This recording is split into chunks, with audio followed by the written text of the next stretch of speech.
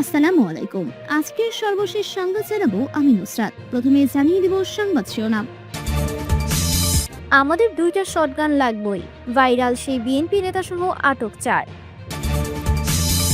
সাধারণ মানুষ ও প্রধানমন্ত্রীর একই বিচার হবে বলেছেন জামায়াত আমির। নির্বাচনী প্রচারণাকে কেন্দ্র করে বিএনপি জামায়াত সমর্থকদের উত্তেজনা। সর্বশেষ জানাবো, বিকাশের টাকা পাঠিয়ে ভোট প্রভাবিত করা কি নির্বাচনী আচরণবিধি লঙ্ঘন নয়? দেখছিলেন সংবাদ শিরোনাম, এবারে বিস্তারিত। আমাদের দুইটা শটগান লাগবেই, ভাইরাল সেই বিএনপি নেতাসহ আটক 4। ত্রয়োদশ জাতীয় সংসদ নির্বাচনকে সামনে রেখে অবৈধ অস্ত্র কেনা ও মজুত নিয়ে আলাপ করে সামাজিক যোগাযোগ মাধ্যমে ভাইরাল হওয়া নারায়ণগঞ্জ সোনারগাঁও থানা বিএনপির আলোচিত নেতা বজলুর রহমান ওরফে ডন বজলুকে 3 সহযোগী সহ আটক করেছে র্যাব 11। তাদের কাছ থেকে বিদেশি পিস্তল ও গুলি উদ্ধার করা হয়েছে বলে জানিয়েছে সংস্থাটি। শনিবার 24 জানুয়ারি সন্ধ্যায় বিষয়টি নিশ্চিত করেছেন র্যাব 11 এর অধিনায়ক CO lieutenant colonel HM Sajjad Hossain. তবে কোথা থেকে এবং কখন তাদের আটক করা হয়েছে ওই বিষয়ে বিস্তারিত কিছুই জানায়নি র্যাব। বজলুর রহমান সোনারগাঁও উপজেলা বিএনপির সহ সভাপতি পদে রয়েছেন। বজলুর সঙ্গে আটক অন্যরা হলেন উপজেলা নাজমুল হকের ছেলে ইউসুফ ওরফে বাদল বয়স 20, মৃত সাদেক আলীর ছেলে সাইফুল বয়স 34 ও মৃত নুরুদ্দিন আহমেদের ছেলে আব্দুর জব্বার বয়স 43। এর আগে শুক্রবার দৈনিক ইত্তেফাকের শেষ পৃষ্ঠায় আমাদের দুইটা শটগান লাগবেই শিরোনামে একটি সংবাদ প্রকাশিত হয়। মূলত গত 21 জানুয়ারি রাতে সোনারগাঁয়ের একটি রেস্টুরেন্টে খাবার খাওয়ার সময় বিএনপির ওই নেতা ও তার সহযোগীদের কথোপকথনের একটি ভিডিও ভাইরাল হয়। ওই ভিডিওটিতে দেখা যায় আটক বিএনপি নেতা বজলুর রহমান তার কর্মী সমর্থকদের নিয়ে সোনারগাঁয়ের একটি স্থানীয় রেস্টুরেন্টে খাবার খাচ্ছিলেন। ওই সময় তার সঙ্গে থাকা ব্যক্তিদের মধ্যে একজনকে নির্বাচনকে সামনে রেখে সোনারগাঁও এলাকায় প্রচুর অবৈধ অস্ত্র মজুত করা হচ্ছে বলে মন্তব্য করতে শোনা যায়। একই ভিডিওতে বজলুর পাশে বসা আরেকজন বজলুর কানে কানে বলতে শোনা যায়, নির্বাচনের জন্য আমাদের দুইটা শটগান লাগবেই, একটা আপনার লাগে থাকবো আর একটা আমগো কাছে থাকবো। সাধারণ মানুষ ও প্রধানমন্ত্রীর একই বিচার হবে বলেছেন জামায়াত আমির। ন্যায় বিচার প্রতিষ্ঠার মাধ্যমে সমাজের সবার জন্য সমান অধিকার নিশ্চিত করা হবে বলে মন্তব্য করছেন বাংলাদেশ জামায়াতে ইসলামী আমির ডক্টর শফিকুর রহমান। তিনি বলেন, একই অপরাধে সাধারণ মানুষের যে বিচার হবে, একজন প্রধানমন্ত্রীও সেই অপরাধ করলে সমান বিচার হবে। সেই বিচারটাই আমরা কায়েম করতে চাই। আর এরকম বিচার কায়েমের ঘোষণা করলে প্রথম দিন থেকে শতকরা 90% অপরাধ বাতাসে মিলিয়ে যাবে। শনিবার 24 জানুয়ারি বিকেলে সিরাজগঞ্জ জেলা জামায়াতের উদ্যোগে ইসলামিয়া সরকারি কলেজ মাঠে আয়োজিত জনসভায় প্রধান অতিথির বক্তব্যে তিনি এসব কথা বলেন। ইনসাফের শাসন হবে জানিয়ে ডক্টর শফিকুর রহমান বলেন, বাকিদের সংশোধনের পদক্ষেপ নেওয়া হবে। সংশোধন না হলে আইনের আওতায় এনে তাদের সমান বিচার করা হবে।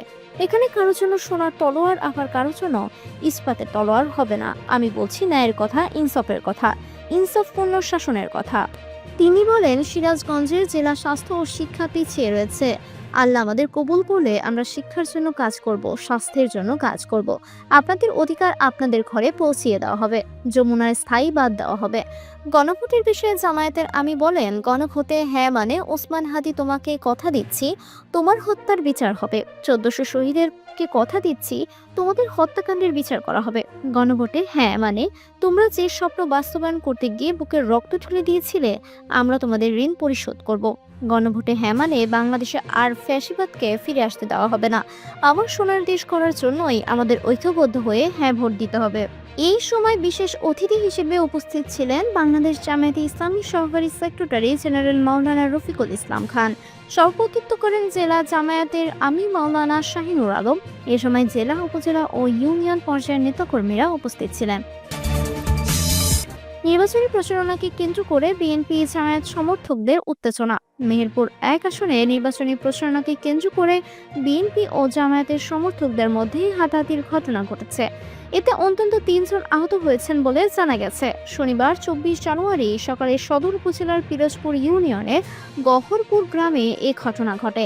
আহতরা হলেন আশরাফুল ইসলাম, আনসারুল ইসলাম ও সোহেল রানা। পরে তাদের স্থানীয় একটি ক্লিনিকে চিকিৎসা দেওয়া হয়। প্রত্যক্ষদর্শী ও স্থানীয় সূত্রে জানা যায়, সকালে জামায়াতের একদল নারী কর্মী গহরপুর গ্রামে আসন্ন নির্বাচনী গণসংযোগে বের হন। এ সময় একই গ্রামের বিএনপি কর্মী হিসেবে পরিচিত আলিহিম ও তার সহযোগীদের সঙ্গে জামায়াতের নারী কর্মীদের বাগবিতণ্ডার ঘটনা ঘটে। পরে বিষয়টি জানাজানি হলে উভয় পক্ষের মধ্যে উত্তেজনা ছড়িয়ে পড়ে এবং তা হাতাহাতির রূপ নেয়। জামায়াতের নেতাকর্মীদের অভিযোগ, সংগঠনটির নারী কর্মীরা গহরপুর গ্রামে নির্বাচনী প্রচারণায় গেলে বিএনপির কর্মী সমর্থকরা তাদের বাধা দেয়। এক পর্যায়ে তাদের উপর হামলার ঘটনা ঘটে। তবে এই অভিযোগ অস্বীকার করে স্থানীয় বিএনপি কর্মী মেহরুল ইসলাম বলেন, আমরা নির্বাচনী ক্যাম্পে ছিলাম। এমন সময় দেখি জামায়াতের নারী কর্মীরা কোরআন শরীফ হাতে শপথ করিয়ে ভোট দিতে প্রলুব্ধ করছেন। পরে তা করতে নিষেধ করা হলে বাগবিতণ্ডা হয়েছে। হামলার অভিযোগ সম্পূর্ণ বানোয়াট। মেহেরপুর সদর থানার ওসি হুমায়ুন কবির জানান, ভোটের প্রচারণার সময় দুই পক্ষের মধ্যে হাতাহাতির ঘটনা ঘটেছে বলে আমরা জানতে পেরেছি। তবে এই ঘটনার এখন পর্যন্ত কেউ থানায় লিখিত অভিযোগ দেয়নি। অভিযোগ পেলে আইনি ব্যবস্থা নেওয়া হবে।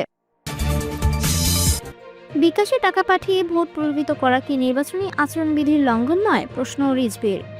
বিএনপির জ্যেষ্ঠ যুগ্ম মহাসচিব রুহুল কবির রিজভী প্রশ্ন রেখে বলেছেন, কিছু রাজনৈতিক দল ধর্মকে ব্যবহার করে এবং বিকাশের মাধ্যমে টাকা পাঠিয়ে ভোট প্রভাবিত করার অপচেষ্টা চালাচ্ছে। এটা কি নির্বাচনী আচরণবিধির লঙ্ঘন নয়? শনিবার 24 জানুয়ারি দুপুরে নয়াপল্টনে বিএনপির কেন্দ্রীয় কার্যালয়ের নিচতলায় এক দোয়া মাহফিলে তিনি এই প্রশ্ন তোলেন। সাবেক রাষ্ট্রপতির শহীদ জিয়াউর রহমান বীর উত্তম এবং বিএনপির সাবেক চেয়ারপারসন ও সাবেক প্রধানমন্ত্রী বেগম খালেদা জিয়ার ছোট ছেলে মরহুম আরাফাত রহমান কোকোর 11তম মৃত্যুবার্ষিকী উপলক্ষে এই অনুষ্ঠানের আয়োজন করা হয়। বক্তব্যের শুরুতে নির্বাচনের প্রভাব খাটানোর বিষয়ে রিজভী বলেন, একটু রাজনৈতিক দলের পক্ষ থেকে বলা হয়েছে, আমাদের জন্য কাজ করুন, আপনার বিকাশ নম্বর দিন, আমরা সেখানে কিছু পাঠাবো। এটি আমার কথা নয়, পত্রিকায় পড়েছি। প্রশ্নে এটি কি নির্বাচনী আচরণবিধির মধ্যে পড়ে? টাকা দিয়ে ভোট কেনা কি আচরণবিধির লঙ্ঘন নয়? প্রয়াত আরাফাত রহমান কোকোকে স্মরণ করে তিনি বলেন, তার মৃত্যু কোনো স্বাভাবিক মৃত্যু নয়, এটি ছিল ফ্যাসিবাদী শাসনের শারীরিক ও মানসিক নিপীড়নের ফল।